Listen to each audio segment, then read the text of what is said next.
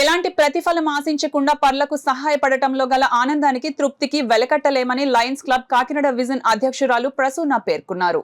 Ramaniyapeta APIIC కాలనీలో Lions club Kakinada vision ఆధ్వర్యంలో ప్రాణాంతక వ్యాధిగ్రస్తులకు నిత్యావసర సరుకుల పంపిణీ జరిగింది.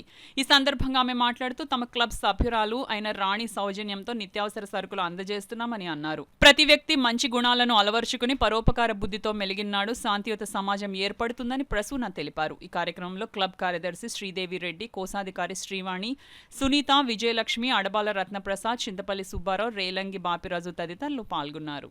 దాంట్లో భాగంగా ఈరోజు మా మెంబర్ లయన్ రాణి గారు స్పాన్సర్ చేశారు. వారి చేతుల మీదుగా ఈరోజు ఇవ్వటం జరిగింది. ఇలా మరెన్నో కార్యక్రమాలు చేస్తూ ఉంటాం మేము. ఈ వేసవి కాలంలో రోడ్డు మీద ట్రావెల్ చేసే వాళ్ళకి సన్ స్ట్రోక్ తగలకుండా వాటరు, బటర్ మిల్క్ పంపిణీ ఇలాంటి కార్యక్రమాలు చేస్తూ ఉంటాము. ఇలా మరెన్నో కార్యక్రమాలు చేయాలని ఆశిస్తూ ఉంటాం. భోజనాలు అవన్నీ కూడా పంపిణీ చేస్తాం. ఫీడ్ ద హంగర్ మాకు ఒక ప్రోగ్రాం ఉంటుంది, దానివల్ల కూడా చేస్తూ ఉంటాము.